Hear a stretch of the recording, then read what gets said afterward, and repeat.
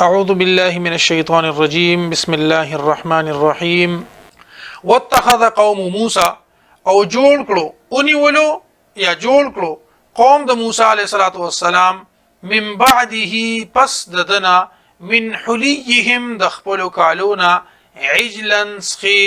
جسدن چې دا یو بدنو له خوارن چې پدې کې आवाजو الم يروا آیا دوی اونلیدل انه چې بشک هغه لا یکلمهم خبر نکوي د دوی سره ولا يهديهم او نخي دوی ته سبیلا سلار اتخذوه دوی د هغه نه معبود جوړ کړو دی اونی ولو هغه په عبادت سره وکانو ظالمین او ودي ظالمان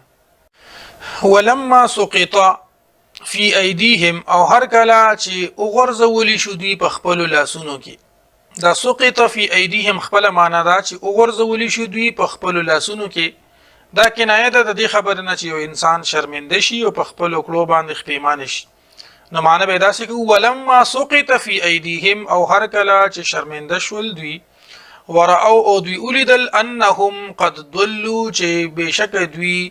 بیلار شول قالو نو دوی اویل لئن لم يرحمنا ربنا کچر رحم اونکلو په مونږه باندې زمونږ رب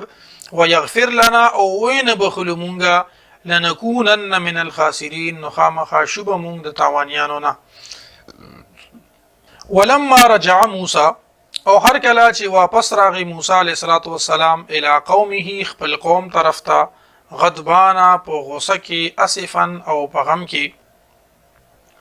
قال نو د اویل بئس ما خلفتمونی ډیره خراب ده خلفتمونی قائم مقامی وکړه تا زما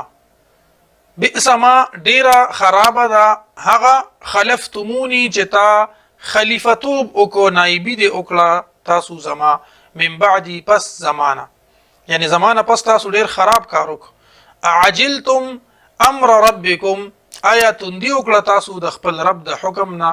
والقى الالواح او کی خود تختی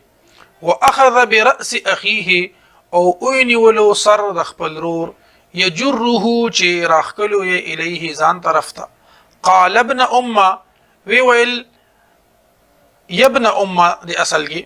قال ابن امه وی ویل ای زما د مور بچیا ای زما د مور زویا ان القوم بشکا قوم استضعفوني ز کمزور وګڼلم وکادو یقتلوننی او نزدې وا چې دوی زو وجلهم فلا تشمت بی الاعداء نو پست مخوشاله وا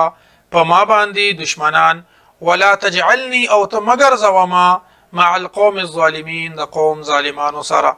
قال د اویل موسی علیه السلام اویل رب اغفر لي